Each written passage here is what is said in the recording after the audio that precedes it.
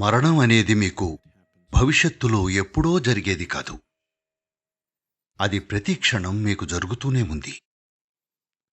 మీకు ఎరుక లేకపోతే, అజ్ఞానంతో ఉంటే, అది ఎప్పుడో ఒకసారి మీ దగ్గరికొస్తుంది. ఎప్పుడొస్తుందో తెలీదు, కానీ వస్తుంది. మీకు ఎరుక ఉంటే ప్రతి క్షణంలో జీవం మరణం రెండూ ఇమిడి ఉన్నాయి. మీరు కాస్త స్పృహతో శ్వాస తీసుకుంటే కొంచెం ఎక్కువ స్పృహతో గమనిస్తారు. పీల్చే ప్రతి శ్వాసతో జీవం ఉంటుంది, వదిలే ప్రతి శ్వాసతో మరణం ఉంటుంది. మీకు విషయం అర్థం కాకపోతే just do the next inhalation and do not next exhalation and do not take the next inhalation. You will get the point. శ్వాసను వదిలి ఆ తర్వాతే శ్వాస తీసుకోకుండా ఉండండి. అప్పుడు విషయం అర్థమవుతుంది. ప్రతి క్షణం శ్వాసకు అతీతంగా కూడా ఇది ప్రతి క్షణం జరుగుతూనే ఉంది. ఇది గడియారం ముళ్ళు టిక్ టిక్ అన్నట్టు జీవం మరణం, జీవం మరణం, జీవం మరణం. ఇది ఎప్పుడూ జరుగుతూనే ఉంది. ఈ ఎరుక ఎవరికి ఉంటుందో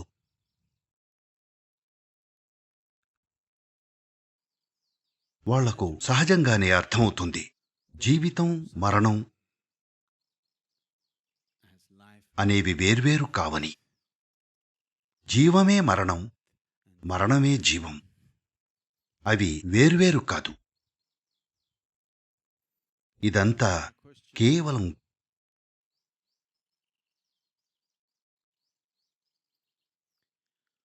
గర్భం బయటికి పాకడం, పెరగడం, ఈ భూమి నుండి అప్పు తీసుకుని తిరిగి ఇచ్చేయడం. కాని ఇది కేవలం జీవం లేదా కేవలం మరణం.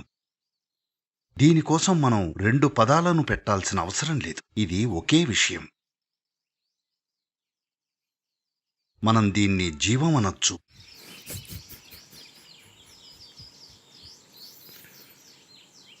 ఎందుకంటే అవి రెండు వేరు కాదు.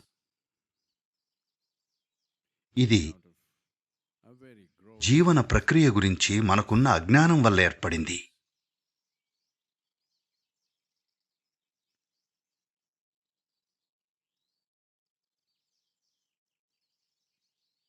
ఎందుకంటే మానవాళిపై కురిపించిన అద్భుతమైన వరాలను మనం బొమ్మల్లా వాడుకుంటున్నాం. అలాగే అనిపిస్తుంది.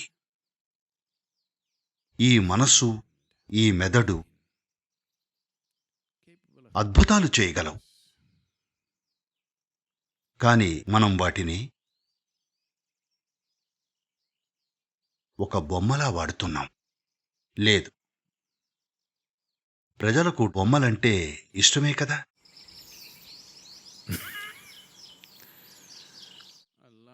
ఎంతో మంది మనసుతో ఎంతలా బాధపడుతున్నారంటే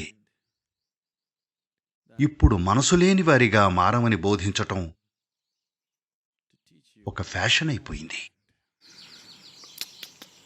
ఈ స్థాయి మానసిక సామర్థ్యానికి పరిణామం చెందడానికి లక్షల సంవత్సరాలు పట్టింది. ఇప్పుడు మనం మనసు లేకపోవడం గురించి మాట్లాడుతున్నాం.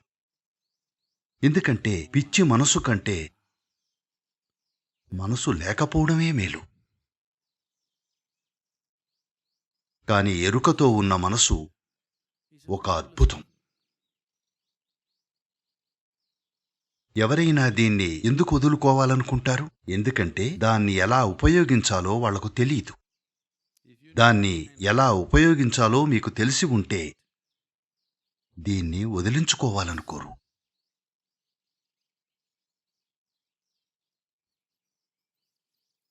ప్రజలు శాంతిని కోరుకుంటున్నారు.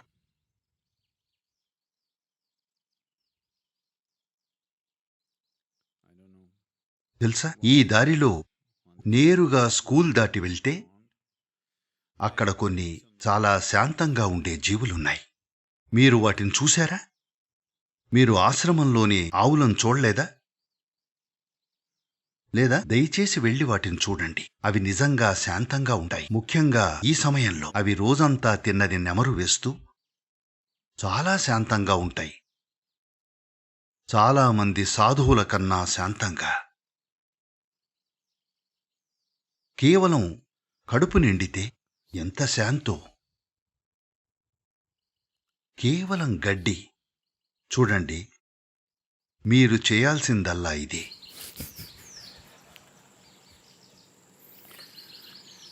ఎందుకంటే పెద్దగా మనసేమీ లేదు.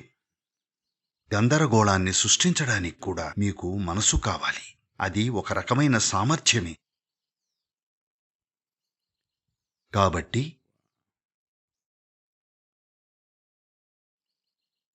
ఈ మనసు ఒక సమస్యగా మారింది. మనం జీవం గురించి చేసుకున్న ఎన్నో తెలివి తక్కువ ఊహల వల్ల జీవానికి మనం ఎన్నో రకాల ముసుగులు వేశాం. దాన్ని ఉన్నది ఉన్నట్లుగా చూడకుండా దాని గురించి అన్ని రకాల కల్పనలు, ఎన్నో తత్వాలు, ఎన్నో సిద్ధాంతాలు. Oh, I'm going too far. A lot of people are just living by some silly slogan that they read somewhere. అయ్యో, నేను మరీ దూరం వెళ్తున్నాను. చాలామంది వాళ్ళు ఎక్కడో చదివిన ఒక పనికిమాలిన సూక్తి ప్రకారం జీవిస్తున్నారు.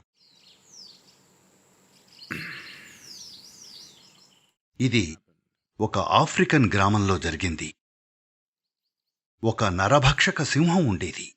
ఒకానొక గ్రామాన్ని ఇబ్బంది పెడుతూ అప్పుడప్పుడు మగవాళ్లను, ఆడవాళ్లను, పిల్లల్ని ఎత్తుకెళ్ళి వాళ్లని టిఫిన్గాను, భోజనంగాను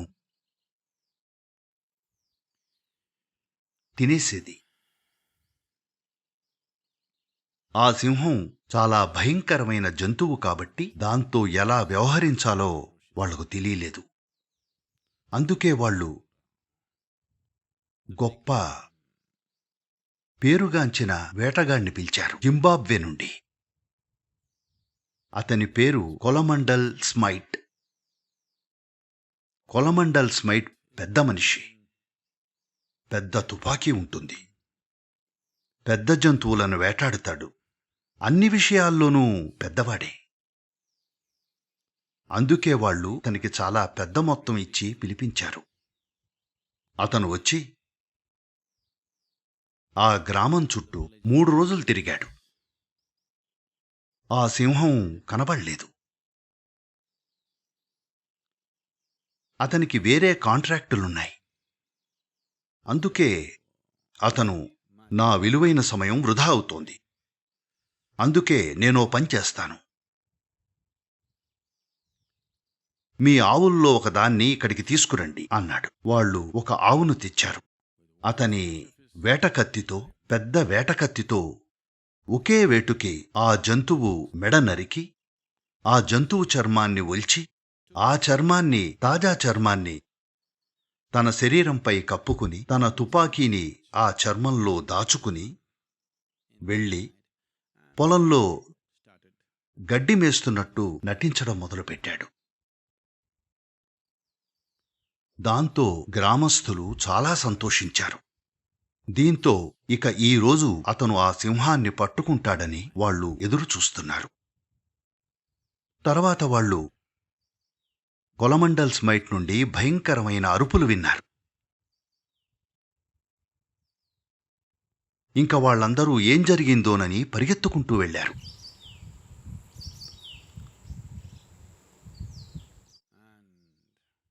వాళ్లకు వింత పరిస్థితి ఎదురైంది. ఆ ఎద్దు అతనిపై ఉండటం, అతను అరవడం మొదలుపెట్టాడు. వెర్రి వెధవల్లారా, ఎద్దునెందుకు వదిలేరు అంటే, అది మిమ్మల్ని ఏ విధంగా పట్టుకుంటుందో మీకు తెలీదు. మరణం ఇలాంటిదే. అది మిమ్మల్ని ఏ విధంగా పట్టుకుంటుందో మీకు తెలీదు. మీరు జీవితం అని దేన్నంటున్నారో, ఇంకా మరణం అని దేన్నంటున్నారో, అవి రెండూ వేరు కావని మీరు గ్రహించేంతవరకు మరణాన్ని అక్కున చేర్చుకోనివాడు జీవితాన్ని అసలు తెలుసుకోలేడు. మీరు ఇక్కడ కూర్చుని నాకు చనిపోవాలని లేదు, నాకు చనిపోవాలని లేదు, నాకు చనిపోవాలని లేదు అంటే జరిగేది మీరసలు జీవించలేరు. మీరు ఎలాగూ చనిపోతారు, కానీ ఖచ్చితంగా జీవించలేరు. నేను ఈరోజే చనిపోవాలని కాదు, కానీ చనిపోతే నాకేం పర్వాలేదు. కాపాడుకోవడానికి, పోషించుకోవడానికి, జాగ్రత్తలు తీసుకోవడానికి అన్నీ చేస్తాను. కానీ ఈరోజు నేను చనిపోవాల్సి వస్తే నాకేం పర్వాలేదు. అప్పుడే నేను బయటకు పోయి జీవించగలను, లేదంటే జీవించలేను. Basava, a Kannada saint. Basava ఒక గొప్ప కన్నడ సాధువు, గొప్ప కవి, అద్భుతమైన భక్తుడు, చాలా గొప్ప భక్తుడు. ఒక ఋషి, ఒక యోగి. వందల కవితలు రాశారు. కానీ నిరంతరం అతను మరణం గురించి చాలా విషయాలు రాశారు. జీవితం గురించి చాలా విషయాలు, కానీ మరణం గురించి చాలా విషయాలు.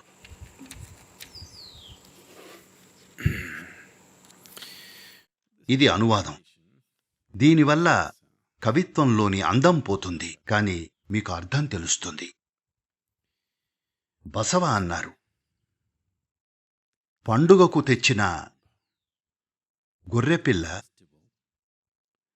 అలంకరణ కోసం తెచ్చిన పచ్చి ఆకును తింటుంది. పండుగకు తెచ్చిన గొర్రెపిల్ల అలంకరణ కోసం తెచ్చిన పచ్చి ఆకును తింటుంది. చావు గురించి తెలియక, చావు గురించి ఏమీ తెలియక దానికి కావలసిందల్లా కడుపు నింపుకోవడమే. ఆ రోజే పుట్టి ఆ రోజే చనిపోవడానికి. కాని చెప్పండి, ఆ చంపినవాడు బతికాడా? ఓ కూడల సంగమదేవా!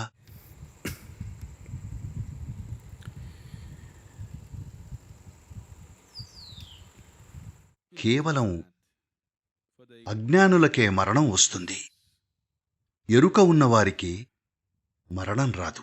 మరణం ఉంది, జీవం ఉన్నట్లే మరణం ఉంది.